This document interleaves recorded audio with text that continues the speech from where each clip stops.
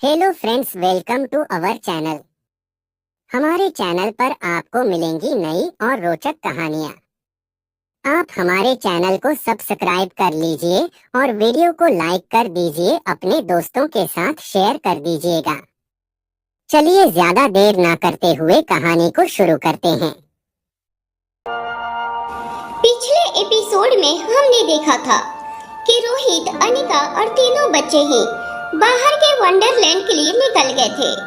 लेकिन अब जो वह वहां से आ चुके थे तो वह अपने कमरे में आकर लेट जाते हैं। हालांकि दोनों के लिए आज का दिन पूरा ही थकान भरा था, लेकिन साथ में उनके कुछ मेमोरी भी थी। यही सब बातें अनिका के दिमाग में बार बार आ रही थी। कुछ बातें तो ऐसी थी जिन्हें याद करके पता नहीं कब अनिका के आंखों से आंसू निकल गए, जो रोहित भी साफ साफ देख पा रहा था। अब रोहित अनिका से पूछता है, अनिका क्या हुआ? तो अनिका सिर्फ नाम में अपना सर हिला देती है और उसके बोलने की कोई भी हिम्मत नहीं होती, क्योंकि अनिका को खुद समझ नहीं आ रहा था कि वह अपनी आज इस इमोशंस को कैसे रोके, कैसे इस पर कंट्रोल करे। कहीं न कहीं रोहित भी अनिका का यह दुख या यह तकलीफ अच्छे से समझ पा रहा था, क्योंकि आज जो कुछ भी हुआ था वह कुछ अच्छा भी था और कुछ बुरा भी। लेकिन अच्छा तो सबको पता था, लेकिन बुरा आखिर ऐसा क्या हुआ था जिसकी वजह से अनिका की आंखों में ऐसे आंसू आ रहे थे। Flashback start. अनिका जब रिया की डिमांड पर घर से बाहर आइसक्रीम लेकर वापस लौटी थी तो वहां का नजारा देखकर आश्चर्यचकित सी रह गई थी। तीनों ही बच्चों ने कुछ इस तरह के कपड़े पहने हुए थे जैसे कि वह अभी किसी पार्टी में ही जा रहे हो, और रोहित भी उन्हीं के साथ उन्हीं के जैसी ड्रेस पहनकर खड़ा था। इससे पहले कि अनिका कुछ पूछे या कुछ समझ पाती, तभी तीनों बच्चे ही अचानक से अनिका के पास आ गए और बोले, आई एम सॉरी मॉम, पिछली बार हम आपसे बिना मिले ही चले गए थे।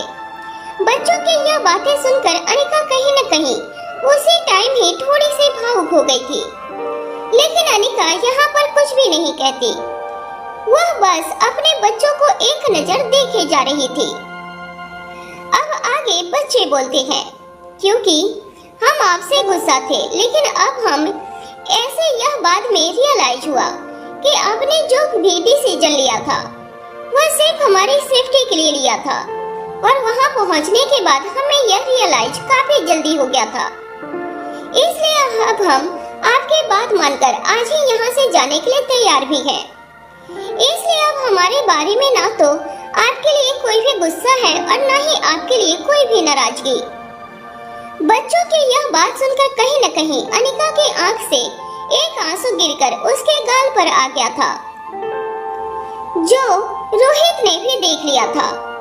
लेकिन बच्चे अनिका को ऐसे देखकर इमोशनल ना हो, तब तक रोहित जल्दी से अनिका के पास आ जाता है और एकदम से उसके चीक पर अपना हाथ रख लेता है। हालांकि यहाँ रोहित का एकदम से उसके गाल पर हाथ रखना एक आश्चर्यचकित तो था। बच्चे सच में एक आश्चर्यचकित हो गए थे, क्योंकि बच्चे हैरान थे कि ऐसा क्या हुआ है। लेकिन अनिका समझ गई थी, क्योंकि अनिका रोहित के इस एक्शन को समझ जाती है, क्योंकि अनिका भी कहीं न कहीं जानती है अगर वह बच्चों के सामने ऐसे टूट जाएगी तो बच्चों के दिल पर भी क्या गुजरेगी। अब कुछ देर तक वहाँ पर खामोशी रहती है, लेकिन अब आर्यन फिर कहता है, उसे पहले हमारी तरफ से एक गिफ्ट है, प्लीज आप हमें माफ कर देना। यह बोलकर अब फिर तीनों ही बच्चे एक बॉक्स को लेकर अनिका के सामने आ जाते हैं। उस बॉक्स को लेकर आते हैं तब अनिका धीरे से पूछती है। अनिका की आवाज यहाँ पर थोड़ी सी भावुक जरूर हो रखी थी। अनिका यहाँ बोला भी नहीं जा रहा था, लेकिन फिर वो बच्चों को चिल करते हुए पूछती है, लेकिन इस बॉक्स में है क्या? अब अनिका के सवाल को सुनकर बच्चे कहते हैं, मॉम, पहले आप यह गिफ्ट तो देख कर लीजिए, उसके बाद आप खुद ही समझ जाएंगी। बच्चों की बातों को सुनकर अब अनिका उस गिफ्ट को लेती है और अनिका उस गिफ्ट को लेकर एक बार तो लेकर बच्चों को फिर बारी बारी से हग करते हुए कहती है, thank you thank you thank you thank you my love. मम्मा, आप तीनों को बता नहीं सकती कि मैं आप तीनों से कितना प्यार करती हूँ, लेकिन कसम से आप मेरा ट्रस्ट करिए।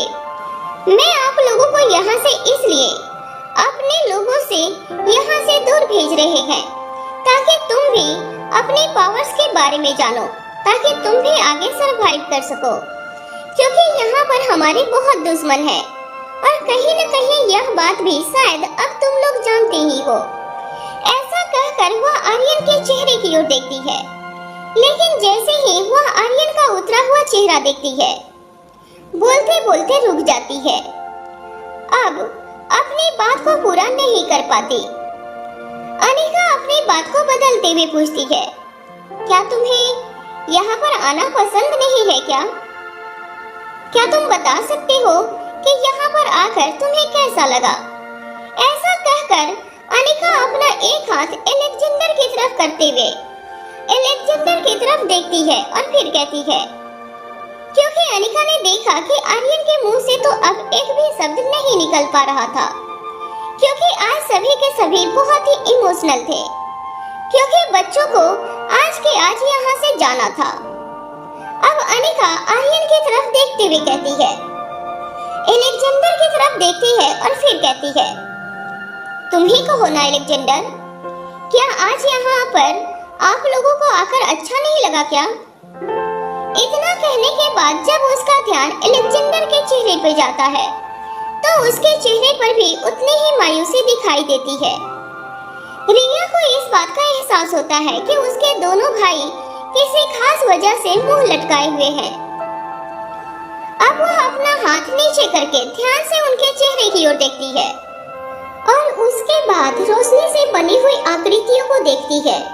कुछ ही पलों में वह अपने दोनों भाइयों के मन की बातों को समझ जाती है। जहां दोनों भाइयों के चेहरे पर केवल परेशानी दिखाई दे रही थी, वहीं अब रिया की आंखों में मोटे मोटे मोती उतर आ चुके थे और अब ऐसी हालत में वह रोहित की तरफ देखती है। रोहित और अनिका दोनों ही शांत चेहरे से अपने बच्चों को ही देख रहे थे। जैसे ही रिया की आंखों में आंसू दिखाई देते हैं, रोहित को अपने शरीर में एक करंट सा महसूस होता है, क्योंकि रोहित कभी भी रिया को रोते हुए नहीं देख सकता था। वह अपने तीनों बच्चों से ही बहुत ही बेइंतहा मोहब्बत करता था, लेकिन बात जब रिया की होती थी तो कोई भी आसानी से बात बता सकता था कि रिया में रोहित की जान बसती है। अब रिया कहती है, मॉम, डैड, हम भी आप दोनों को बहुत ही प्यार करते हैं। हम आपको बता नहीं सकते कि हम लोग भी आपसे कितना प्यार करते हैं। पिछली बार जो कुछ हुआ वह हमारी एक नादानी थी, जिसका हमें एहसास भी हो गया था। हमें भी पता है कि अभी हमें यहाँ से जाना होगा, क्योंकि कहीं न कहीं आप लोग यह हमारी ही सेफ्टी के लिए कह रहे हो, लेकिन पता नहीं क्यों हमें इस पल यहाँ से जाने का मन ही नहीं कर रहा है। ऐसा कहकर अब रिया की आंखों से टप टप करके आंसू की बरसात होने लगती थी। उसका गोरा चेहरा सुर्ख लाल हो जाता है। रोहित आगे बढ़कर रिया को अब अपने गले से एकदम से लगा लेता है। रिया लगातार रोती जाती है और फिर अचानक से पीछे होकर अपने आंसुओं को पोंछती है, क्योंकि कहीं न कहीं रिया भी समझती थी कि अगर रिया अभी यहाँ पर और भी ज्यादा रोएगी तो उसके पेरेंट्स को इस चीज का बहुत दुख होगा, और रिया अभी इस ऐसे मोमेंट पर उन्हें और परेशान नहीं करना चाहती थी, क्योंकि जब से रिया, आर्यन और अलेक्जेंडर यहाँ से दूर गए थे, तो अब रिया भी थोड़ा सा इंडिपेंडेंट होने की लगी थी। अब थोड़ा भी वह अपने इमोशंस को कंट्रोल करना थोड़ा सीख रही थी। अब रिया थोड़े से पीछे होकर अपने आंसुओं को पोंछती है और फिर कहती है, छोड़ो ना मम्मा, हम सब तो इमोशनल ही हो गए। देखो ना, हम पूरी फैमिली ही कैसे रो रहे हैं। वैसे आज का दिन हमारे लिए देखो ना कितना अच्छा था, हमारे लिए एक यादगार रहेगा। यह आज का दिन। एनीवे, पहले आप हमारे दिया हुआ यह गिफ्ट तो खोल कर देखिए। अब अनिका वो बच्चों का दिया हुआ गिफ्ट को खोल कर देखती है तो उसके चेहरे पर एक मुस्कान आ जाती है। उसने अनिका और रोहित, क्योंकि अनिका ने जब वह गिफ्ट खोला था तो एकदम से अनिका को अपना पूरा का पूरा यादें एकदम से उसकी आंखों के सामने आ गई थी, क्योंकि बच्चों ने गिफ्ट ही कुछ ऐसा तैयार किया था। क्योंकि बच्चों ने यहाँ पर उनकी रोहित और अनिका की पहली मुलाकात से लेकर बच्चों की उनके डैड से मुलाकात को लेकर अब तक की सारी तस्वीर को इस बॉक्स के अंदर ही उतारा हुआ था। आज का यह पल इतना इमोशनल था कि अनिका न चाहते हुए भी आज अपने इमोशंस को कंट्रोल नहीं करना चाहती थी। अनिका भी अपने प्यार को, अपने इमोशंस को सबके सामने बयां करना चाहती थी। उस बॉक्स को देखते ही कहीं न कहीं अनिका को ऐसा महसूस होता है कि वह कितनी लकी मॉम है कि उसके इतने प्यारे बच्चे हैं। आज अनिका को अपने इन तीनों बच्चों की मां होने के ऊपर एक प्राउड फील हो रहा था, क्योंकि उनके बच्चे उनके लिए क्या कर रहे थे यह अनिका अच्छे से समझ पा रही थी। जितनी क्लियरिटी उनकी सोच थी, जितने अच्छे उनके डिसीजन थे, इन सब को देखकर अनिका और रोहित दोनों ही आज अपने बच्चों के ऊपर कुछ ज्यादा ही प्राउड कर रहे थे। ऐसी सिचुएशन में जहां रोहित और अनिका आज एक दूसरे को खुद नहीं संभाल पा रहे थे, जहां वह खुद आज इतने इमोशनल हो रहे थे, लेकिन अगर बड़ों के बजाय अगर बच्चों को देखा जाए तो बच्चे आज यहाँ पर कुछ ज्यादा ही स्ट्रॉन्ग अपने आप को शो कर रहे थे। हालांकि ऐसा था नहीं कि बच्चों को यहाँ पर कोई भी अपने पेरेंट्स से दूर जाने का दुख नहीं था। बच्चे भी आज यहाँ पर बहुत ही दुखी थे, लेकिन आज वह अपनी वजह से अपने पेरेंट्स को ज्यादा इमोशनल नहीं होते हुए देखना चाहते थे। यहाँ उस गिफ्ट को देखकर एक माँ होने के नाते अनिका के बस में होता तो आज अपना पूरा दिल खोलकर दिखा देती कि इस दिल में आज बच्चों के लिए कितना प्यार है और इस वक्त आज अनिका क्या महसूस कर रही है। लेकिन उसने अपने मन को कहीं न कहीं थोड़ा सा कठोर किया, सिर्फ इसलिए कि ताकि वह अपने बच्चों को एक लंबे उम्र तक का एक सफल जिंदगी दे सके। इस गिफ्ट को देखकर रोहित, अलेक्जेंडर और आर्यन के सिर पर अपना एक एक हाथ रखकर उन्हें सहलाते हुए उनके कंधे पर ले जाता है। अब अनिका भी अपनी जगह से आगे बढ़ती है और उन चारों के पास आ जाती है। बहुत कोशिश करने पर भी वह अपने आंसुओं को रोक नहीं पाती। पहले उसकी आंखें नम दिखाई देती है और फिर अचानक से उनमें भी एक सैलाब आ जाता है। वह अपने दोनों हाथ रिया के गालों पर रखती है और उसके बाद उसके माथों को चूम लेती है। रिया भी अब अनिका के कमर से चिपक जाती है और रिया भी फिर से दोबारा से जोर जोर से बिलखने लगती है। अब बिलखते हुए रिया अपने कंधे गले से कहती है, आई एम सॉरी मॉम, मैंने बहुत कोशिश की थी कि मैं आपको आज रोने नहीं दूंगी, लेकिन कहीं न कहीं मैं अपने इमोशंस को अब छुपा नहीं पाई। अब आर्यन और अलेक्जेंडर भी रिया और अनिका से चिपक जाते हैं और उनकी आंखों से भी आंसू बहने लगते हैं। लेकिन रिया के बिलखने की आवाज से पूरा का पूरा वहाँ का माहौल एकदम से गूंज उठता है। रोहित भी अब आगे बढ़कर अपने परिवार को अपने दोनों हाथों के बीच में ले लेता है। उसकी आंखें भी अब नम हो जाती है। कुछ देर तक बस ऐसे ही चलता रहता है और फिर अनिका सबसे पहले अपनी आंखों के आंसू को साफ करती है और फिर तीनों बच्चों के चेहरे से आंसू पोंछती है, उनके चेहरे और बालों को ठीक करती है। अब अनिका अपने बच्चों को हग करते हुए कहती है और फिर कुछ सोचती है और फिर अपने बच्चों से कहती है, यही जिंदगी होती है, हमें हमारी जिंदगी में कुछ खुशी के दिन और कुछ खुशी के पल होते हैं तो कुछ दुख के भी पल होते हैं, लेकिन जिंदगी सुख और दुख की मिली जुली होती है। और यह बात मेरे बच्चों तुम हमेशा ही याद रखना। ऐसा कहकर अनिका कुछ पल के लिए चुप हो जाती है। अनिका ने अपने तीनों बच्चों को अपने बाहों में भर रखा था और वह बारी बारी से उनके चेहरे और माथे को किस करने लगी थी। अनिका अभी भी अपने तीनों बच्चों को अपनी बाहों में ही भरे हुए थी कि तभी उसके दिमाग में फिर से एक ख्याल घर कर जाता है। क्या आज से कुछ साल बाद उसके बच्चों को भी इन्हीं सब परेशानियों से गुजरना पड़ेगा क्या, जिससे अभी आज रोहित और अनिका गुजर रहे हैं। अभी इन सब बातों को सोचकर अनिका का डर और भी ज्यादा बढ़ता जा रहा था। उसके दिमाग में अलग अलग ख्याल आ रहे थे। अब वह सोचती है कि क्या पावर ड्रग के चलते उनके बच्चों की भी एक आम इंसान की तरह जिंदगी जी पाएंगे या नहीं। यह सब सोचते हुए कब अनिका की आंखें भी और ज्यादा भर आई थी। खुद अनिका को भी इसके बारे में पता नहीं चला। अब अनिका की आंखों में ऐसे फिर से दोबारा से आंसू देखते हुए अब रिया ने माहौल को थोड़े ठंडे करते हुए अचानक से ही अनिका से सवाल पूछा, क्या हुआ मॉम, क्या आपको हमारा दिया हुआ गिफ्ट पसंद नहीं आया क्या? रिया की बात सुनकर अनिका एकदम से अपने सेंस में आ गई। तभी उसने अपने आंखों से पानी को साफ करते हुए कुछ कहा नहीं, बेटा बस ऐसे ही आंखों में थोड़ा सा कचरा घुस गया था, बस इसीलिए। उसके बाद अब वह जल्दी से अपनी आंख को साफ कर लेती है। हालांकि रिया भी समझ जाती है कि यहाँ पर अनिका अपनी इमोशंस को छुपाने की कोशिश कर रही थी, क्योंकि वहाँ पर कोई कचरा था ही नहीं जो अनिका की आंख में एकदम से घुसा था।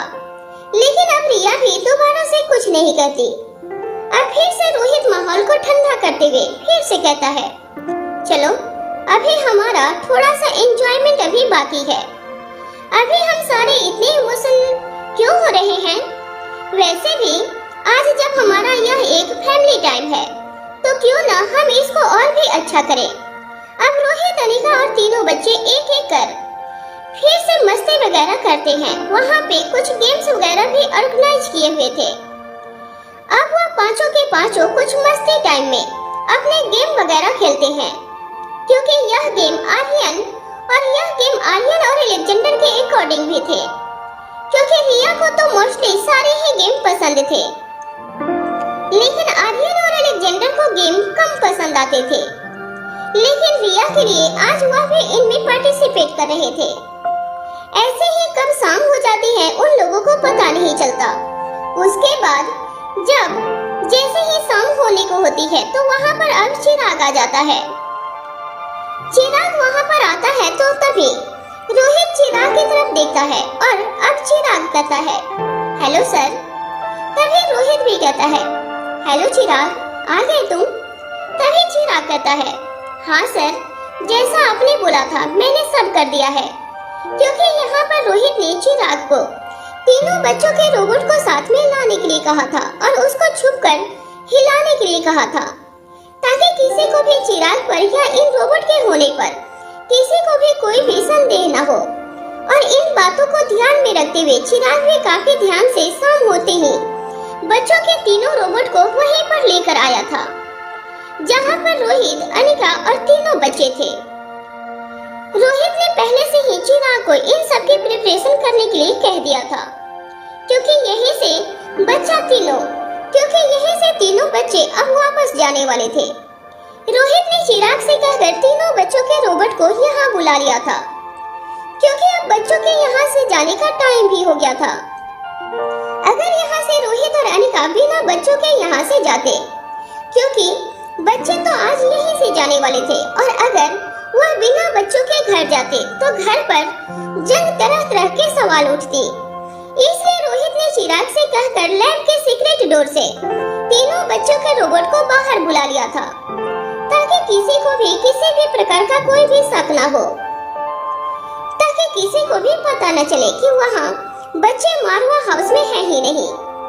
अभी बच्चों की फ्लाइट में बस कुछ ही टाइम बचा हुआ था, इसलिए तीनों बच्चे भी समझ चुके थे कि अब उन्हें यहाँ से जल्द जाना होगा।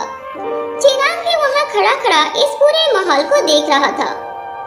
कहीं न कहीं चिराग को भी आज बहुत बुरा फील हो रहा था, क्योंकि आखिर रोहित और अनिका की हालात चिराग से भी देखी नहीं जा रही थी, और खास करके बच्चों की भी। इसके बाद रोहित अनिका अब अपने तीनों बच्चों को चिराग के साथ जाने का इशारा करते हैं। जैसे ही वह तीनों बच्चे भी कुछ कदम आगे बढ़ते हैं, तभी रिया कहती है, 1 मिनट डैड। ऐसा कहकर अब वह वापस से पीछे की तरफ आती है और फिर कहती है, thank you mom, thank you dad. और उसके बाद वह अपना हाथ हिलाकर बाय कहकर अनिका और रोहित को बाय कहकर अब वह चिराग के साथ एयरपोर्ट के लिए निकल जाते हैं। बच्चों के जाने के बाद आज वह शाम कहीं न कहीं रोहित और अनिका के लिए पहले तो बहुत ही अच्छी थी, लेकिन जैसे ही बच्चे जा रहे थे उनको एक बेचैनी सी हो रही थी कि वहां से बच्चों के जाने के बाद रोहित और अनिका भी बच्चों के कॉलोन को वहां से लेकर अब वापस से मारवा हाउस आ चुके थे। रात काफी हो चुकी थी। जैसे ही रोहित घर पहुंचा तो वहां पर सीधे ही वह अपने कमरे में सोने के लिए चला गया था, ताकि किसी को भी उन पर शक न हो। Flashback start. आज यही सब बातें सोच कर बताने क्यों अनिका को नींद तो आ रही थी, लेकिन आज अनिका सोना नहीं चाहती थी। आज वह इसी सब पलों को ऐसे ही याद करते हुए लेटी हुई थी कि तभी रोहित को अनिका का ऐसा चेहरा देखकर फिर रोहित भी उठ जाता है और अनिका से पूछता है, क्या हुआ अनिका, तुम ठीक तो हो ना? अनिका कहती है, हाँ मिस्टर मारवा, मैं ठीक हूँ, आप चिंता मत करो। लेकिन कहीं न कहीं रोहित भी जानता था कि अनिका ठीक नहीं है, क्योंकि अनिका की हालत रोहित देख रहा था। अनिका ऐसा नहीं था कि अनिका लेटते ही सो जाया करती थी। आज यह पहली बार था जब अनिका आज ऐसे बेचैनी में लेटी हुई थी, लेकिन आज उसकी आंखें बंद नहीं हो रही थी।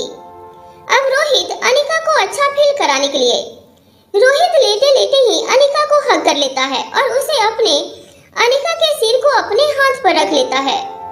उसको हल्की हल्की सी थपकियां देने लग जाता है, जैसे एक छोटे बच्चे को सुलाया जाता है। अनिका को रोहित का यह स्पर्श काफी अच्छा लग रहा था, लेकिन अभी वह कुछ कहना चाहती थी, इसलिए वह धीरे से अब वह अपनी आंखें बंद कर लेती है और ऐसे ही रोहित की बाहों में कब अनिका को नींद आ जाती है। अब अनिका को भी खुद पता नहीं चलता, क्योंकि आज यह दिन जहां तक अनिका और रोहित के लिए इतना इमोशनल था, वहीं आज का यह दिन बच्चों के लिए भी बहुत ही इमोशनल था, क्योंकि वह चिराग के साथ एयरपोर्ट तो आ गए थे, लेकिन कहीं न कहीं वह भी अपने मॉम डैड को, अपने घर को बहुत ही ज्यादा मिस कर रहे थे। लेकिन बच्चों को भी पता था कि यहाँ पर अब उनके लिए कोई और ऑप्शन था ही नहीं। उनके मॉम और डैड ने उनके लिए जो डिसीजन लिया था, शायद वही उनके लिए सबसे अच्छा था। और उसी डिसीजन को मानते हुए अब बच्चे भी अपने इमोशंस को मारते हुए अब चिराग के साथ एयरपोर्ट पहुंच जाते हैं। एयरपोर्ट पे पहुंचने के बाद अब आर्यन चिराग से कहता है, चिराग अंकल, मुझे आपसे कुछ बात करनी है। चिराग कहता है, हाँ आर्यन बताओ, आपको क्या बात करनी है? तभी आर्यन कहता है, हमें पता है कि मॉम डैड ज्यादा जाहिर नहीं होने देते, लेकिन कहीं न कहीं भले ही वहाँ पर हमारे रोबोट मारवा हाउस में क्यों ना मौजूद हो, लेकिन कहीं न कहीं मॉम और डैड हमें मिस करते हैं। अब चिराग कहता है और आर्यन की बातों को समझ के हाँ में अपना सर हिला देता है। आर्यन की यह बात सुनकर कहीं न कहीं आज चिराग की आंखों में भी पानी आ गया था, लेकिन वो बच्चों के सामने स्ट्रॉन्ग बनते हुए कहता है, हाँ आर्यन, आप टेंशन मत लो, क्योंकि मैं मानता हूँ कि मैं सर और मैम दोनों ही आप लोगों के माता पिता हैं, तो ऑब्वियसली उन्हें इस बारे में आपकी याद तो जरूर आएगी। अब एलेक्जेंडर आगे आते हुए कहता है, हमारी आपसे एक रिक्वेस्ट है, जैसे आपने अब तक हमारे मॉम और डैड का साथ दिया है, तो आप आगे भी ऐसे ही हमारे मॉम डैड का साथ देना, उनके हर डिसीजन में, उनके हर काम में। कहीं न कहीं चिराग भी इस बात को अच्छे से समझता था कि बच्चे आखिर इस बात के सहारे से क्या कहना चाहते हैं। अब चिराग भी उन बच्चों को प्रॉमिस करते हुए कहता है, डोंट वरी, मैं सब संभाल लूंगा, ओके? और यहाँ पर आप लोग भी अच्छे से रहना और कोई चिंता मत करना। अगर तुम्हें किसी भी चीज की कोई कमी होती है या तुम्हें कोई भी बात होती है तो बेझिझक मुझे किसी भी टाइम हो या कोई दिन हो या रात मुझे कॉल करना। वैसे में तुम्हारे पापा की और हमारी नजर हमेशा ही तुम्हारे पर बनी रहेगी, क्योंकि तुम्हारी सिक्योरिटी का सारा जिम्मा अब मैंने ही ले लिया है। अब बच्चे भी चिराग को बाय बोलकर अब अंदर एयरपोर्ट के लिए निकल जाते हैं।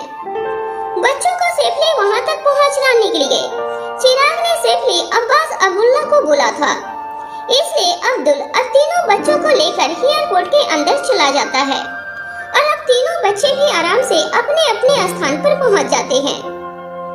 अगली सुबह जब अनिका की आंखें खुली तो उसने देखा कि रोहित अपने ऑफिस के लिए तैयार हो रहा था।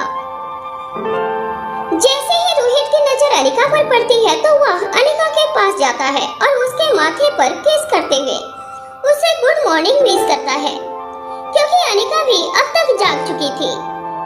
रोहित अनिका से कहता है, अनिका आज दोपहर को फ्री रहना, हम लोग लंच के लिए जा रहे हैं। इससे पहले रोहित अनिका से कुछ और कहता या अनिका रोहित से इस बारे में कुछ और कहती, तभी रोहित का फोन बजने लग जाता है। जैसे ही रोहित अपने पॉकेट से अपना फोन निकालकर देखता है तो उस पर सनी का कॉल आ रहा था। जैसे ही रोहित सनी का फोन उठाता है तो वहाँ से सनी कहता है, गुड मॉर्निंग भैया, आप कैसे हैं? सनी की आवाज सुनकर रोहित कहता है, मैं तो ठीक हूँ, लेकिन सनी इतनी सुबह सुबह फोन कर रहे हो, क्या कोई इमरजेंसी है क्या, या कोई बात है, क्या हुआ? तभी दूसरी साइड से सनी कहता है, भैया चिंता मत करिए, सब कुछ ठीक है, मैं बस आपसे कुछ कहना चाहता था। अब रोहित कहता है, हाँ सनी बोलो, क्या कहना चाहते थे? तभी सनी कुछ देर के लिए चुप हो जाता है और वह हिचकिचाते हुए कहता है, क्या आप ऑफिस चले गए हो? तभी रोहित सनी की यह बात सुनकर थोड़ा सा हैरान होता है और वह अचंभित होकर सनी से पूछता है, नहीं अभी तक तो मैं अपने रूम में ही हूँ, लेकिन तुम यह बताओ तुम मुझसे यह क्यों पूछ रहे हो? अब सनी कहता है, ओके, अगर आप अभी तक ऑफिस नहीं गए हो तो मुझे आपसे कुछ जरूरी बात करनी है, क्या मैं आपसे मिलने के लिए आ सकता हूँ? सनी की यह बात सुनकर रोहित थोड़ा सा हैरान होता है, क्योंकि कहीं न कहीं रोहित को लगता है कि आखिर सनी उससे क्या बात करना चाहता है। लेकिन वह ज्यादा न सोचते हुए सनी से कहता है, ओके ठीक है, तुम मुझे नीचे डाइनिंग टेबल पर मिलो। जिसके बाद रोहित फोन को कट कर देता है। फोन डिस्कनेक्ट करने के बाद रोहित के चेहरे पर एक टेंशन की लकीरें आ जाती हैं। अनिका रोहित के चेहरे को अच्छे से देख रही थी। तभी अनिका रोहित से कहती है, क्या हुआ मिस्टर मारवा, क्या कोई चिंता की बात है? तभी रोहित कहता है, नहीं अनिका, चिंता की कोई बात नहीं है, बस सनी का फोन आया था, वह मुझसे मिलना चाहता है और मुझसे वह पूछ रहा था कि क्या मैं ऑफिस के लिए निकल गया हूँ। पता नहीं ऐसे क्या बात हो सकती है जो सनी अब मुझसे पूछ रहा है, क्योंकि सनी ने आज से पहले तो मुझसे ऑफिस के बारे में ऐसे कभी भी नहीं पूछा था। तभी अनिका कहती है, कोई बात नहीं मिस्टर मारवा, एक बार मिल तो लो उससे, उसके बाद अपने आप ही पता चल जाएगा कि आखिर बात क्या है। अब रोहित अनिका की तरफ देखकर कहता है, याद है हमें आज लंच के लिए जाना है, मैंने अभी ही कहा था। अब रोहित की बात सुनकर अनिका कहती है, मिस्टर मारवा, क्या आप मुझे भुलक्कड़ लग रहे हैं? अनिका की बात सुनकर रोहित एक प्यारी सी मुस्कान के साथ कहता है, बिल्कुल भी नहीं। हालांकि रोहित अनिका को यह बात रियलाइज इसलिए कराना चाहता था, इसलिए अपडेट देना चाहता था, क्योंकि कहीं न कहीं कल रात के बारे में अनिका ज्यादा ही अपसेट हो गई थी। अनिका अब उन बातों को चिल कर सके। अनिका को अब थोड़ा सा उन बातों को भूलने में थोड़ा सा वक्त लगे, इसलिए रोहित ने आज का लंच प्लान किया हुआ था। अनिका जब तक पूरी तरह से अच्छे से अपने काम में नहीं लग जाती, तब तक रोहित अनिका के साथ ही रहना चाहता था। हालांकि अनिका इतनी भी इमोशनल नहीं थी, वह अपने काम को बखूबी जानती थी।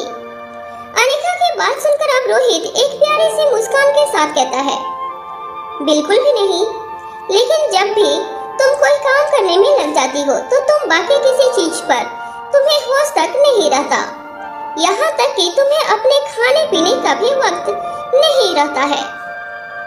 जब तक कि तुम्हारा काम खत्म नहीं हो जाता।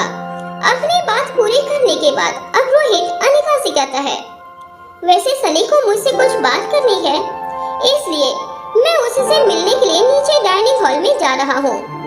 यह बोलकर रोहित कमरे से बाहर निकल जाता है और अनिका बस रोहित को ही घूरती रह जाती है। इसके बाद जैसे ही अनिका अपना फोन देखती है तो उस पर उसे फिर से याद आता है, क्योंकि पिछली रात जब बच्चों के साथ वह वंडरलैंड जाने से पहले ही उस वाली रात जब अनिका, क्योंकि उस वाली रात आकाश ने अनिका को एक मैसेज किया था और उस टाइम पर अनिका ने मैसेज को देख तो लिया था, लेकिन उसने आकाश को कोई भी रिप्लाई नहीं किया था। लेकिन आज इस मॉर्निंग जब वह अपना फोन देखती है तो उसे फिर से मैसेज याद आ जाता है कि आकाश ने उसको उनके लिए मैसेज किए थे। अनिका ने जैसे ही आकाश का मैसेज खोलकर देखा तो आकाश ने अनिका को अर्जेंट मिलने का मैसेज किया हुआ था।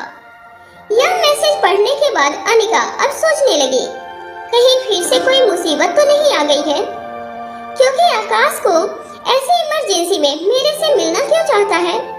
लेकिन फिर अनिका ने आकाश को मैसेज करते हुए कहा, वह 1 घंटे के बाद गुलेरिया हाउस पहुंच जाएगी। इधर अनिका ने आकाश को मैसेज कर दिया था। वही रोहित सनी से बात कर रहा था कि तभी सनी ने रोहित से कहा, भैया मैं आपका ऑफिस ज्वाइन करना चाहता हूँ। सनी की बात सुनकर रोहित को एक पल के लिए हैरान हुआ, क्योंकि कहीं न कहीं रोहित को हैरानी भी हो रही थी और साथ ही साथ उनको एक खुशी भी हो रही थी कि आखिरकार सनी अब अपनी लाइफ में कुछ करना चाहता था। ऐसा नहीं था कि सनी ने पहले कुछ किया नहीं था, क्योंकि 5 साल पहले सनी होटल का ही मनाली वाला होटल और पैराडाइज होटल को संभाल रहा था। उसका पूरे कार्य प्रणाली को, उसके सब कार्यों को अच्छे से सनी ही संभाल रहा था। लेकिन जब से अनिका ने उसके 5 साल की याददाश्त को इरेज कर दिया था, उसके बाद से अब सनी को भी खुद नहीं पता था कि उसके अंदर भी यह एक एबिलिटी छिपी हुई थी। हालांकि रोहित इस बात को अच्छी तरह से समझता था, लेकिन अब वह सनी को कहता है, सनी यह बात तो बहुत ही अच्छी है, लेकिन अब तुम्हारी गेमिंग एप्लीकेशन का क्या हुआ? क्या तुम्हें कोई इन्वेस्टर मिला? अब रोहित आगे कहता है, मैंने तुम्हें पहले ही कहा था, तुम्हें कहीं पर भी इन्वेस्टर ढूंढने की जरूरत नहीं है। अगर तुम्हारा कोई भी प्रोजेक्ट तुम लॉन्च करना चाहते हो या तुम्हें अपने किसी भी गेमिंग एप्लीकेशन के लिए कोई भी फंडिंग की जरूरत हो तो तुम बेझिझक मुझे कह सकते हो। मैं तुम्हारे इस गेमिंग एप्लीकेशन में फंडिंग लगाने के लिए तैयार हूँ। रोहित की बात सुनकर सनी भी खुश होता है। कहीं न कहीं सनी जानता था कि रोहित उसके लिए कुछ भी कर सकता है, लेकिन फिर सनी कहता है, हाँ भैया मुझे पता है कि मुझे किसी से भी फंडिंग लेने की जरूरत नहीं है, क्योंकि मेरा भाई हमेशा मेरे साथ जो है। सनी की यह बात सुनकर रोहित के चेहरे पर एक प्यारी सी स्माइल आ जाती है। लेकिन अब सनी कहता है, लेकिन अपना बिजनेस शुरू करने से पहले मैं सबसे पहले कोई एक्सपीरियंस लेना चाहता हूँ, क्योंकि बिजनेस संभालने का मेरे पास कोई भी एक्सपीरियंस नहीं है। इसलिए मैं ऑफिस ज्वाइन करना चाहता हूँ और मैं आपके ही ऑफिस में ज्वाइन करके पहले थोड़ा बहुत ऑफिस कैसे चलाया जाता है, काम कैसे किए जाते हैं, यह सब मैं पहले सीखना चाहता हूँ, ताकि मैं कुछ सीख सकूं। वैसे भी भैया मैं फेल तो नहीं हो सकता, क्योंकि अब मुझे भी कहीं न कहीं मेरी भी अब शादी होने वाली है, मुझे भी अपनी लाइफ में सेटल होना है। अब सनी आगे कहता है, क्योंकि कहीं न कहीं ओंकार ने भी यह डिसीजन लिया है। और क्या आपको पता है भैया, ओंकार ने भी आकाश गुलेरिया का बिजनेस ज्वाइन किया है। सनी के मुंह से यह बात सुनकर कहीं न कहीं रोहित को भी बहुत ही खुशी हो रही थी कि आखिरकार दोनों दोस्तों के एंगेजमेंट होने के बाद अब वह अपनी अपनी लाइफ में सेटल होने के लिए कितने उत्सुक है। अब यह सारी बात सुनने के बाद रोहित कहता है, ठीक है, तुम आज से ही ऑफिस ज्वाइन कर सकते हो, लेकिन ध्यान रहे कि ऑफिस में तुम्हें एक आम एम्प्लॉय की तरह ट्रीट किया जाएगा। रोहित की यह बात सुनकर कहीं न कहीं सनी भी इस चीज के लिए तैयार था। अब रोहित आगे कहता है, तुम यह मत समझना कि तुम मेरे छोटे भाई हो तो तुम्हें कोई भी स्पेशल फैसिलिटी मिलेगी। अब जल्दी करो क्योंकि ऑफिस शुरू होने में अभी बस सिर्फ 1 ही घंटा बचा हुआ है, वरना तुम अपने पहले दिन से ही लेट हो जाओगे। यह कहकर रोहित हंसते हुए वहाँ से निकल जाता है। रोहित को वहाँ से निकलता हुआ देखकर और उसकी यह बात सुनकर अभी 1 घंटा ही बचा हुआ है, अब सनी भी जल्दी से हड़बड़ी में अपना नाश्ता करता है और अब वह अपने कमरे में जाता है। कमरे में जाकर वह जल्दी से अपना शावर लेता है और आज उसने ऑफिस के लिए पहले से ही अपनी एक फॉर्मल ड्रेस पहन लेता है, क्योंकि सनी को पता था कि इस फॉर्मल ड्रेस से जो अटेंशन ऑफिस के लोगों की होती है वह कुछ ज्यादा ही होती है। इसलिए वह आज एक फॉर्मल ड्रेस पहनकर जल्दी से ऑफिस के लिए निकल जाता है। इधर अनिका भी नीचे डाइनिंग टेबल के लिए आ चुकी थी, लेकिन जब अनिका देखती है कि वहाँ पर ना तो सनी था और न ही रोहित, तभी अनिका आती है और वहाँ पर अपना जल्दी से नाश्ता वगैरह फिनिश करती है और वह जल्दी से तैयार होकर अब गुलेरिया हाउस के लिए निकल चुकी थी। उसने जल्दी अब अपना नाश्ता कर लिया था और अब वो वहाँ से निकल चुकी थी। कुछ ही देर के बाद अनिका गुलेरिया हाउस पहुँच जाती है। जैसे ही वह अंदर जाती है तो वह देखती है कि आकाश और श्रेया डाइनिंग टेबल पर ही उसका इंतजार कर रहे थे। आकाश को वहां पर देखकर अनिका को हैरानी होती है, क्योंकि आकाश को अभी तक तो ऑफिस चले जाना चाहिए था, लेकिन अनिका जैसे ही अंदर आती है तो आकाश की नजर उस पर पड़ती है। आकाश अनिका का हाल चाल पूछता है और फिर अनिका को बैठने को कहकर एक सर्वेंट से कहकर अनिका के खाने का इंतजाम करने के लिए कहता है। अब अनिका आकाश को कहती है, नहीं आकाश, इसकी कोई भी जरूरत नहीं है, क्योंकि मारवा हाउस से निकलते टाइम ही मैं अपना ब्रेकफास्ट कर आई हूँ। अब आकाश कहता है, कोई बात नहीं अनिका, हमारे साथ भी थोड़ा बहुत खा लो, आखिर ब्रेकफास्ट ही तो है, ज्यादा हैवी तो नहीं होगा। अब आकाश की बात मानते हुए अनिका हाँ में अपना सर हिलाती है और उसको कंपनी देने के लिए वही चेयर पर बैठ जाती है। अब तक एक नौकर अनिका के लिए उसका नाश्ता लेकर आ गया था। अभी वह उसको सर्व करता है और तभी अनिका भी अपना नाश्ता स्टार्ट कर देती है। अब वह खाना नाश्ता करते हुए आकाश से कहती है, आकाश, तुमने मुझे इतनी अर्जेंटली क्यों बुलाया था? सॉरी कल के लिए, क्योंकि परसों जब तुम्हारा मैसेज आया था तब तक मैं सो चुकी थी, लेकिन मैंने मैसेज ध्यान से नहीं देखा और कल के लिए हमारा टाइम बच्चों के लिए था, इसलिए मैं तुम्हें टाइम ना तो दे पाई और ना ही तुम्हारे मैसेज का कोई रिप्लाई दे पाई और ना ही मैं तुम्हारे लिए टाइम निकाल पाई। उसके लिए एक्चुअली सॉरी। तभी आकाश कहता है, इट्स ओके अनिका, कोई बात नहीं, लेकिन तुम आज आई उसके लिए बहुत बहुत धन्यवाद, क्योंकि एटलीस्ट तुम आज तो अपना सारा काम छोड़कर यहाँ पर आ ही गई हो। तभी अनिका फिर से कहती है, ओके आकाश, अब मुझे बताओ तुमने मुझे क्यों बुलाया था? हालांकि मुझे पता है तुम मुझसे मिलना चाहते थे, इसलिए शायद तुम ऑफिस नहीं गए, लेकिन अगर तुम कहते तो मैं तुमसे ऑफिस में फिर मिलने के लिए आ सकती थी। तभी आकाश कहता है, कोई बात नहीं अनिका, एक्चुअली बात कुछ हो रही है जो मुझे घर पर ही करनी है। तभी अनिका काफी हैरान हो जाती है। अब उसके भी चेहरे पर परेशानी साफ साफ नजर आ रही थी, क्योंकि अनिका जानना चाहती थी कि आखिर ऐसी क्या बात है। अब अनिका बड़बड़ाते हुए पूछती है, क्या हुआ आकाश, क्या कोई परेशानी है क्या? अनिका की बातों का जवाब देते हुए अब आकाश कहता है, हाँ अनिका, परेशानी की तो बात है। अब अनिका कहती है, आकाश, मुझे जल्दी से बताओ ऐसा हुआ क्या है जो तुम ऐसी बातें कर रहे हो? तभी आकाश कहता है, जब से तुम्हारे बर्थडे पार्टी से पापा आए हैं वह कुछ खोए खोए से रहते हैं, ना तो उनके खाने पीने का अब कोई टाइम है और ना ही वह आजकल किसी से कोई ज्यादा बातें करते हैं। वह अपने आप को एक बंद कमरे में ही रखते हैं। पहले तो पापा अपने लिए कुछ टाइम निकाल ही लेते थे। पापा नीचे आकर अपना खाना पीना करते थे, बच्चों के साथ हंसते खेलते रहते थे। लेकिन अब पता नहीं क्यों पापा कुछ ज्यादा ही परेशान रहते हैं, जो उनके चेहरे पर साफ साफ नजर आता है। मैंने भी इन्हीं सब चीजों को देखते हुए मैंने भी उनसे कई बार बात करने की कोशिश की है, लेकिन वह कोई भी बात करने के लिए तैयार नहीं है। वह बस ऐसे ही टाल रहे हैं कि शायद उनकी तबीयत ठीक नहीं होगी।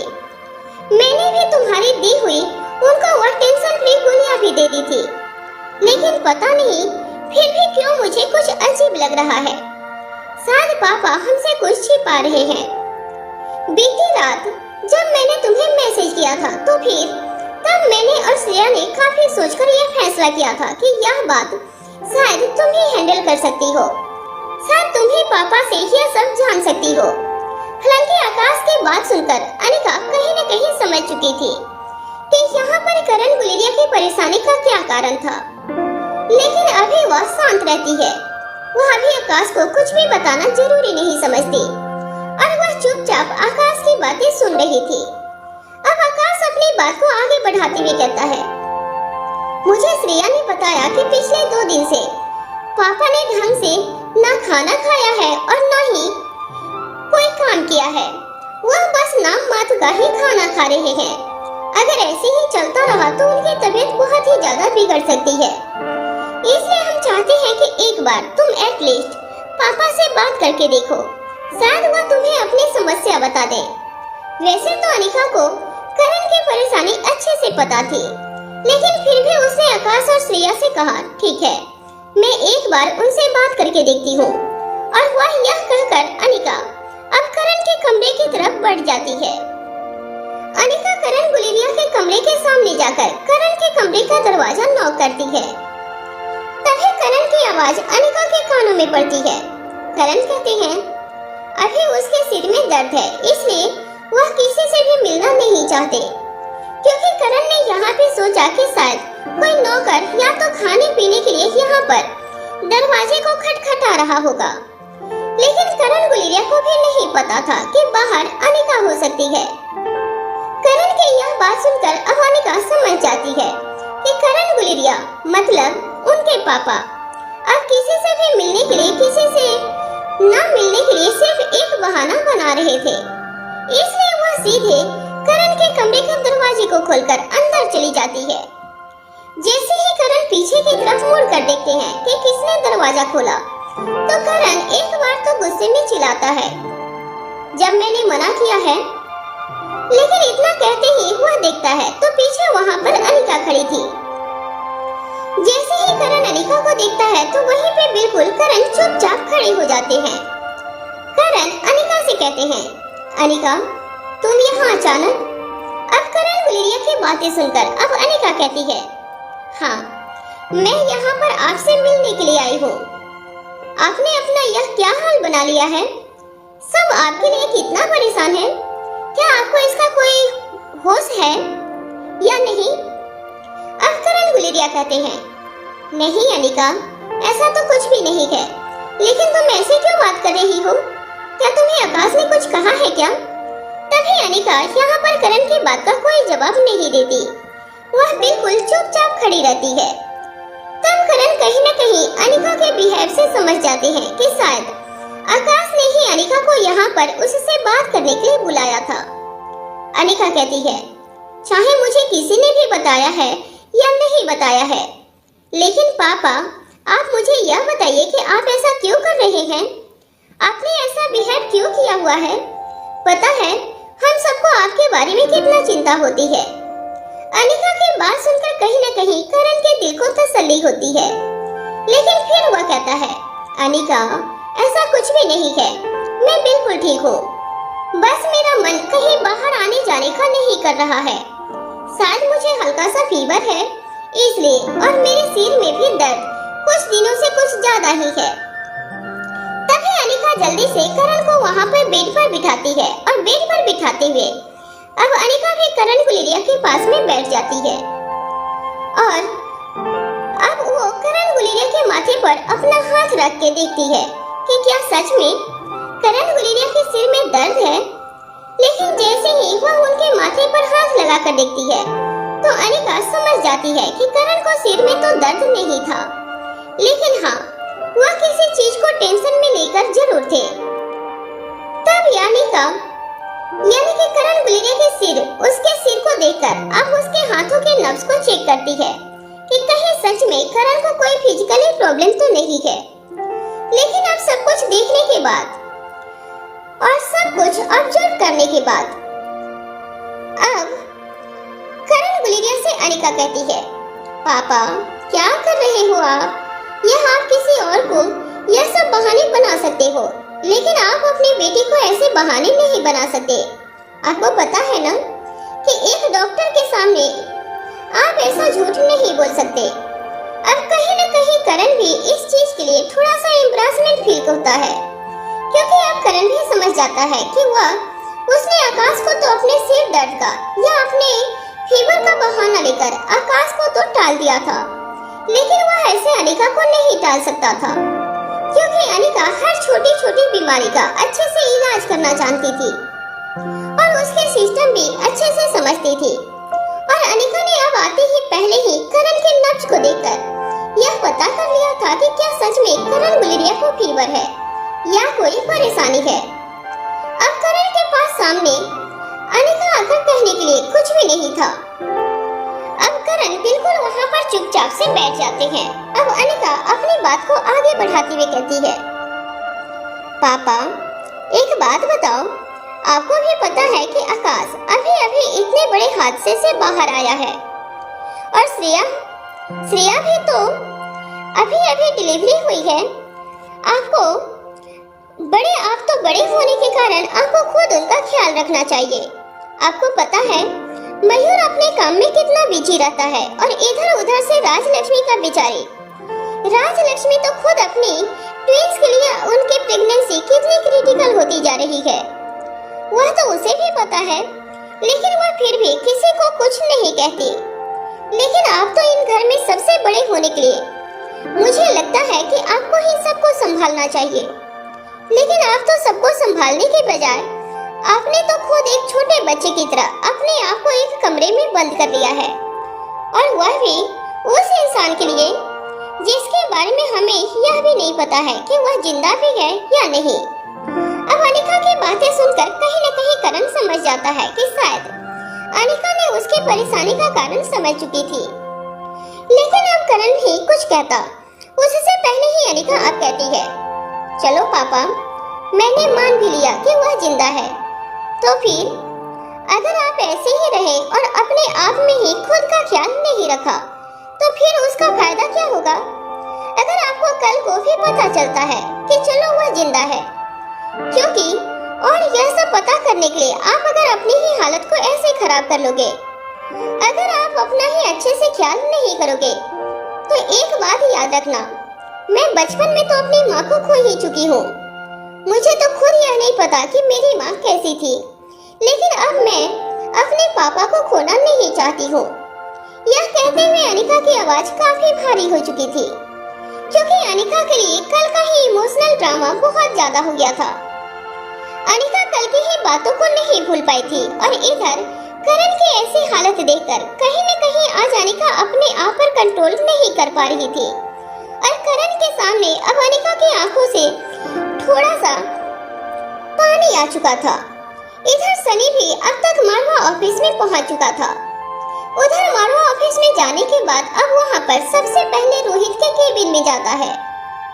वह जब वहां सनी को देखता है कि रोहित केबिन में पहले से ही चिराग किसी फाइल को लेकर रोहित के साथ कोई डिस्कशन कर रहा था, तो अब सनी सोचता है कि मैं कुछ देर के बाद ही वेट कर लेता हूँ, क्योंकि मुझे ऐसे ही उनको परेशान नहीं करना चाहिए। वैसे भी भैया पहले ही कहे थे कि मुझे वहाँ पर एक नॉर्मल एम्प्लॉय की तरह बिहेव करना है, इसलिए सनी रोहित के केबिन के बाहर वेटिंग एरिया में ही अंदर जाने के लिए इंतजार करने लगता है। थोड़ी ही देर में जैसे चिराग मेहता रोहित के ऑफिस के बाहर से निकलता है तो अभी सनी उसे बाहर जाते हुए देखता है। तभी सनी उठता है तो वो रोहित के केबिन के दरवाजे से बाहर दरवाजा को खटखटाता है। रोहित ने बिना देखे ही सीधे बोला, कम इन। जैसे ही सनी अंदर आता है तो रोहित अपनी नजर उठाकर सनी को देखता है। सनी ने आज बिल्कुल ही एक फॉर्मल ड्रेस पहनी हुई थी जिसमें सच में वो बहुत ही हैंडसम नजर आ रहा था। सनी को ऐसे ही सटायर में देखकर तब रोहित के चेहरे पर एक प्यारी सी मुस्कान आ जाती है और वो अब सनी को कहता है, वेलकम सनी, तुमने शायद थोड़ी लेट ही यह डिसीजन लिया है, लेकिन आई होप तुम्हारा यह डिसीजन तुम्हारी लाइफ के लिए सबसे परफेक्ट होगा। रोहित की यह बात सुनकर अब सनी के चेहरे पर भी एक प्यारी सी स्माइल आ जाती है और अब वह रोहित को कहता है, थैंक यू भैया, आपने मेरे इस डिसीजन में मेरा साथ दिया। अब रोहित उसको कहता है, सनी, एवरीथिंग फॉर यू। आखिर तुम मेरे भाई जो हो, क्योंकि कहीं न कहीं सनी रोहित मारवा को अपना आइडियल मानता था। सनी की भी यह इच्छा थी कि वह रोहित के जैसा बने, लेकिन उसके गेम में इंटरेस्टिंग होने के कारण वो उसने कभी भी बिजनेस करने के बारे में या बिजनेस के बारे में तौर तरीके सीखने के बारे में कभी सोचा नहीं था। लेकिन जहां अब उसे अपनी लाइफ में सेटल होना था, इसलिए उसे यही आइडिया सबसे परफेक्ट लगा था और अब वो रोहित से कहता है, ओके भैया, मुझे बताइए मैं अपने काम को कहां से शुरू करूं? तभी रोहित अपने केबिन में बैठे हुए उसके टेबल पर रखी हुई एक बेल पर अपना हाथ मारता है। उस बेल पर हाथ मारते ही वहां पर जल्दी से चिराग फिर से आ जाता है। चिराग जैसे ही वहां पर आता है तो वह सनी को वहां पर रोहित मारवा के ऑफिस में देखकर बहुत ही ज्यादा खुश होता है और फिर कहता है, सनी सर, आप यहाँ? तभी सनी कहता है, हाँ, मैंने यह ऑफिस ज्वाइन किया है, आज मेरा पहला दिन है। आई होप अब मुझे आप लोगों के साथ काम करने में बहुत मजा आएगा। तभी चिराग भी सनी की बातों को सुनकर एक प्यारी सी मुस्कान के साथ कहता है, श्योर सर, आपको हमारे साथ काम करने में सच में बहुत मजा आने वाला है। अब चिराग रोहित की तरफ देखते हुए कहता है, जी सर, आपने मुझे बुलाया? तभी रोहित कहता है, हाँ चिराग, सनी का आज पहला दिन है और मैं चाहता हूँ कि सनी जल्द से जल्द इस ऑफिस को कैसे चलाया जाता है या बिजनेस को कैसे किया जाता है, हर एक चीज सनी यहाँ से जल्द सीखे, क्योंकि मैं नहीं चाहता कि मेरा भाई कहीं भी किसी फील्ड में कैसे भी पीछे रहे, जबकि क्योंकि यह सनी का खुद का डिसीजन है, इसलिए मैं चाहता हूँ कि इसको सुपरवाइज करने का सारा काम सिर्फ तुम्हारा है। अब रोहित की बात को चिराग अच्छे से समझ जाता है और वह कहता है, सर, आप चिंता मत कीजिए, यह सब मैं हैंडल कर लूंगा। तभी चिराग यह कहते हुए सनी की तरफ देखता है और फिर सनी से कहता है, आइए सनी सर, मैं आपको आपकी सारी रिस्पांसिबिलिटी, आपके सारे काम समझा देता हूँ। अब सनी रोहित को बाय बोलते हुए उसके केबिन से बाहर चला गया। चिराग मेहता भी थोड़ी देर के बाद रोहित के केबिन से बाहर चला गया, क्योंकि रोहित मारवा ने उसके ऊपर एक बहुत बड़ी रिस्पांसिबिलिटी डाली थी। इसलिए चिराग मेहता एक छोटा सा डेस्क और टेबल और एक चेयर वहां पर बाकी नॉर्मल एम्प्लॉयज के लिए जैसे ऑफिस में होती है, उसने सनी के लिए उसको प्रोवाइड करवाता है और साथ ही साथ वह सनी को कुछ इंस्ट्रक्शन भी देता है। इसके बाद सनी भी उन्हें अच्छे से फॉलो करता है। सनी को यह सब समझाने के बाद अब चिराग वहां से चला जाता है। अब सनी अपने काम में लग जाता है, जो भी चिराग मेहता ने उसको सजेस्ट किया था या जो भी उसने उसको डायरेक्शन दी थी। सनी जैसे ही अपने काम में लगता है, तभी सनी के फोन पर एक नोटिफिकेशन आता है। यह नोटिफिकेशन किसी और का नहीं बल्कि मुक्ता ने सनी के लिए एक मैसेज भेजा था। जैसे ही सनी अपने फोन को देखता है, उसके चेहरे पर एक प्यारी सी स्माइल आ जाती है और वह भी उस मैसेज के बदले मुक्ता को हाय लिखता है।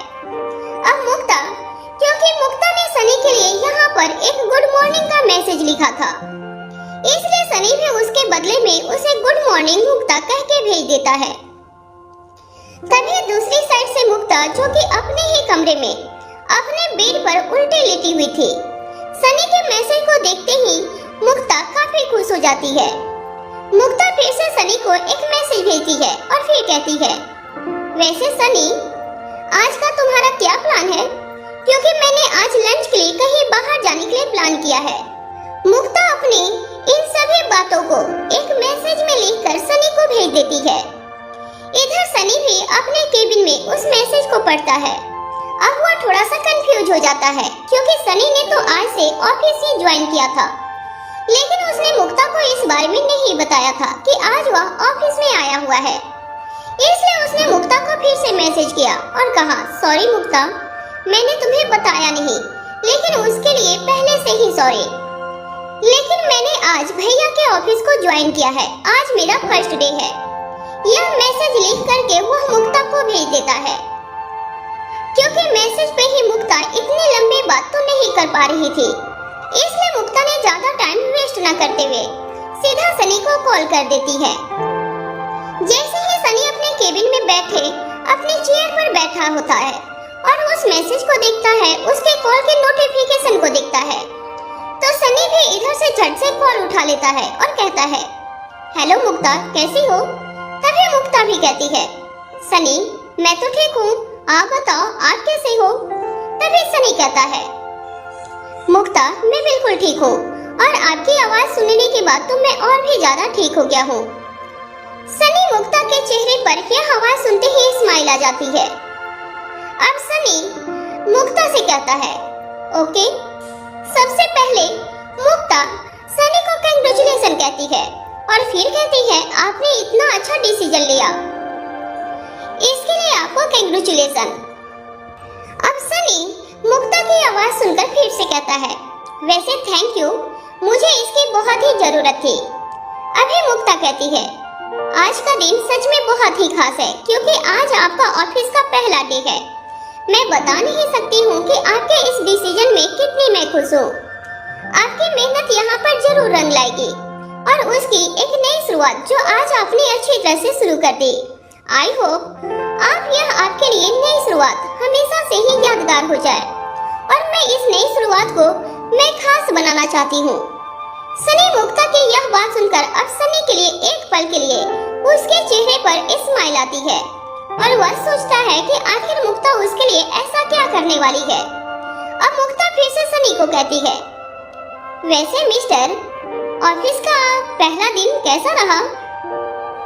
तभी सनी कहता है, अरे मुक्ता, मैं अभी अभी आया हूँ, अभी तो बस मैंने अपने काम को थोड़ा सा संभाला है। तभी मुक्ता कहती है, तुम्हें बहुत बहुत बधाई हो सनी, मैं जानती हूँ तुम इसे बहुत ही अच्छे से संभाल लोगे। अब उधर से सनी हंसते हुए कहता है, धन्यवाद मुक्ता, मुझे तुम्हारी शुभकामनाओं के लिए बहुत ही मायने रखती है।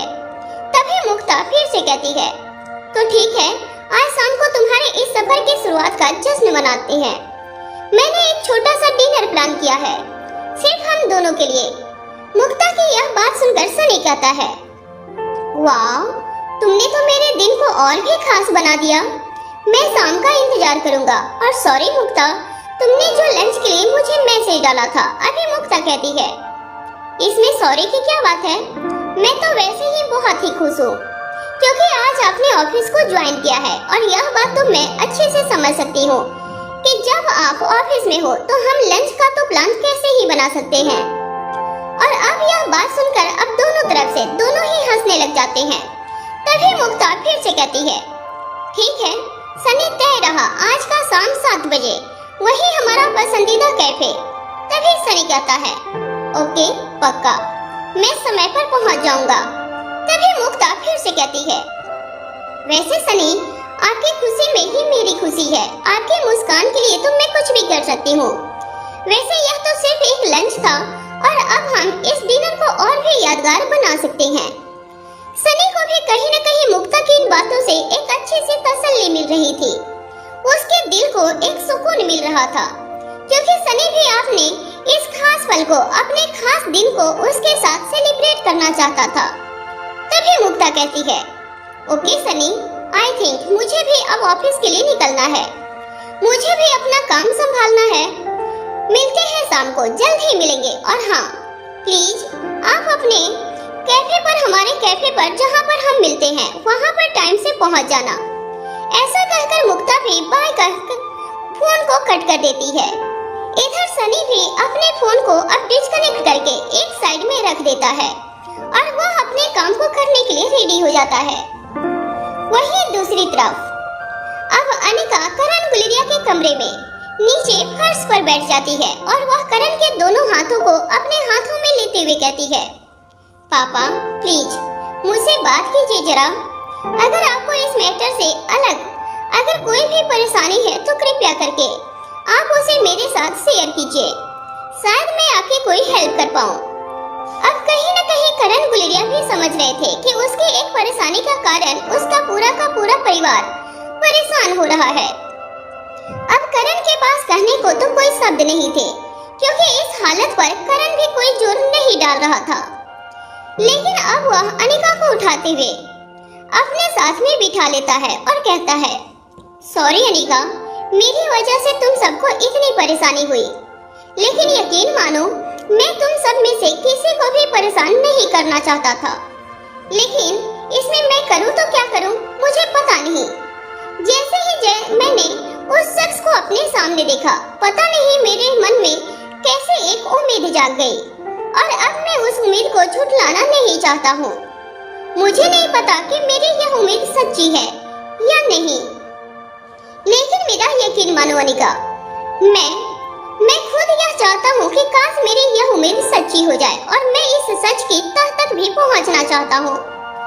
करण की बात सुनकर कहीं न कहीं अनिका को भी इस बात का यकीन हो रहा था, क्योंकि करण जो भी कह रहे थे वह बिल्कुल सच कह रहे थे। करण के मन और दिमाग में कहीं न कहीं अब यह बात घर कर गई थी कि शायद स्वाति जिंदा हो सकती है, और इस बात की कहीं न कहीं अनिका को भी खुशी हो रही थी, क्योंकि अनिका खुद करण गुलेरिया को और अपनी मां स्वाति मल्होत्रा को एक करना चाहती थी। लेकिन क्योंकि जैसे ही अनिका ने उसके अपनी मां से इस बारे में बात की थी, तो स्वाति मल्होत्रा ने कहा था, नहीं, शायद अभी उनसे मिलना नहीं चाहिए या उनके सामने नहीं आना चाहिए। इसलिए अनिका अब इस बारे में और कुछ नहीं कह सकती थी। अब वो बस करण गुलेरिया की बातों को सुन रही थी। अब अनिका कुछ ज्यादा न कहते हुए अब करण गुलेरिया को कहती है, ओके पापा, आप अपने लेवल पर इसके बारे में छानबीन करिए। मैं इसके बारे में आपको कुछ नहीं कह सकती हूँ, लेकिन हाँ, अगर आपको इसके बारे में कोई और हेल्प चाहिए तो डेफिनेटली मैं आपका साथ देने के लिए तैयार हूँ। आप कभी भी यह मत सोचना कि मैं इस मैटर में आपसे कहीं भी दूर हूँ या मैं कहीं भी आपसे पीछे हूँ। हालांकि अनिका यह अच्छे से जानती थी कि अगर अनिका चाहती तो उन्हें अभी के अभी बता देती कि हाँ, आपका यकीन बिल्कुल सच है, क्योंकि मेरी माँ जिंदा है। लेकिन अनिका अभी उनको कुछ भी नहीं कहती, लेकिन उन्हें एक तसल्ली देते हुए सिर्फ इतना ही कहती है कि मैं आपका साथ देने के लिए तैयार हूँ। तभी करण गुलेरिया अनिका को अपनी सारी बात बता देते हैं और वह अनिका को कहते हैं, हाँ अनिका, क्योंकि जब मेरी लास्ट टाइम तुमसे बात हुई थी तो तुमने मुझे तब भी यही कहा था कि कोई भी तसल्ली झूठी रखना ठीक नहीं होगा, क्योंकि हमें अभी तक नहीं पता कि तुम्हारी माँ जिंदा है या नहीं है। यह बात सुनकर अब अनिका एक अचंभित होकर अब करण के चेहरे की तरफ देखती है, क्योंकि अनिका को समझ नहीं आ रहा था आखिर करण गुलेरिया अनिका को क्या कहना चाहते हैं। लेकिन अब करण अपनी बात को आगे बढ़ाते हुए कहते हैं, क्योंकि मैंने एक डिटेक्टिव को इस काम के लिए हायर किया है और मैंने उस शख्स के बारे में भी कुछ फोटो और कुछ सामान मैंने उस डिटेक्टिव को दे दिया है।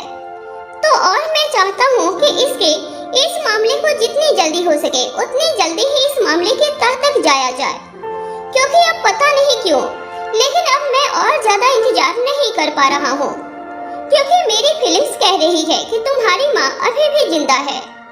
बहुत हो गया इंतजार, लेकिन अब पता नहीं क्यों मैं कहीं न कहीं अब तुम्हारी माँ से मिलना चाहता हूँ। हालांकि जब तक मैंने तुम उस शख्स को नहीं देखा था तब तक तो मुझे भी ऐसी फीलिंग नहीं आ रही थी।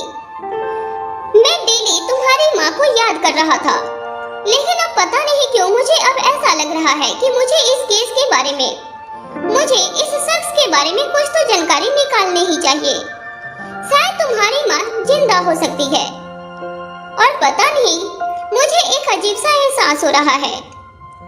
करण की बातों को सुनकर अब अनिका एक प्यारी सी स्माइल देते हुए कहती है, ठीक है पापा, आप अपना काम कंटिन्यू कीजिए। हो सकता है आप इस बारे में, क्योंकि जब तक आप इस बारे में खुद ही कोई इन्वेस्टिगेशन नहीं करोगे, तब तक आप इस बारे में कुछ पता नहीं लगाओगे। शायद तब तक आपका भी हमारी बातों पर या किसी की भी बातों पर या किसी के समझाने का कोई असर नहीं पड़ने वाला है। लेकिन हाँ पापा, उसके लिए आपको मुझसे एक प्रॉमिस करना होगा। अनिका की बात सुनकर अब करण कहते हैं, प्रॉमिस?